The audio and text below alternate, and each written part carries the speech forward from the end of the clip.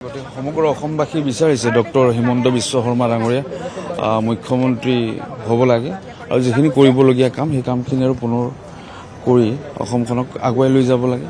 আপুনি কি ভাবে যে 102টো একেবাৰে অভিলেখ সেইটো মানে কেনেকৈ সম্ভৱ হ'ল বুলি আপুনিতো দীৰ্ঘদিন ধৰি কাম কৰি আছে।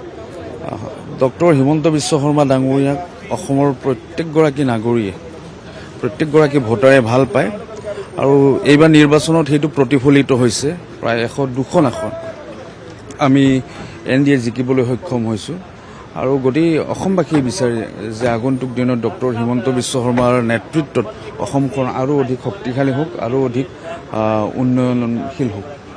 NDA জিকাৰ আমাৰ বৈঠকত উপস্থিত থাকিম মই আৰু আমাৰ ডক্টৰ হিমন্ত বিশ্ব শৰ্মা দ্বিতীয়বাৰ কাৰণে আকৌ আমাৰ তৃতীয়বাৰ চৰকাৰ হ'ব, তেখেত মুখ্যমন্ত্ৰী হ'ব। এইটো আনুষ্ঠানিকতাহে বাকী মাত্ৰ, কিন্তু সিদ্ধান্ত হৈয়ে আছে আৰু শুভেচ্ছা দিয়ে পচন্দ কৰিছোঁ তেখেতক আপোনালোকৰ জৰিয়তে। বাইদেউ, মহিলা মৰ্চাৰ সভানেত্ৰী হিচাপে আপুনি ইয়াতে কাম কৰিছিল, সাংগঠনিক দিশত কাম কৰিছিল, আজি বিধায়িকা হিচাপে আহিছে, অনুভৱটো আৰু বেলেগ ধৰণৰ। সেইটো হয়, ইমান দিন দলীয় সাংগঠনিক সভাত যোগদান কৰিবৰ কাৰণে আমি ইয়াত আহিছিলোঁ।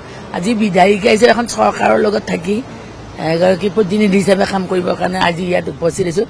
সঁচাকৈ এটা বেলেগ অনুভৱ, সংগঠন বস্তুটো বেলেগ আৰু ইমান দিন সংগঠন কৰিছিলোঁ কাৰণে বোধহয় এইখিনি সন্মান আজি পাইছোঁ।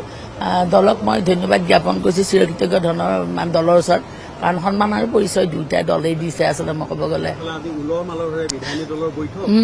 কংগ্ৰেছত কিন্তু ৰাজীৱ দেখিবলৈ পোৱা গৈছে যিসকল নিৰ্বাচিত বিধায়ক এজনক বাইদেউ সকলো সংখ্যা তেওঁলোকক কিন্তু দুৱাৰ বন্ধ কৰি ভিতৰত গামোচা পিন্ধাইছে, কেমেৰাও উপায় নাই, কৰিব কি কাৰণ পৰিস্থিতিয়ে বাধ্য কৰাইছে তেওঁলোকৰ আৰু কৰ্মৰ ফল পাইছে।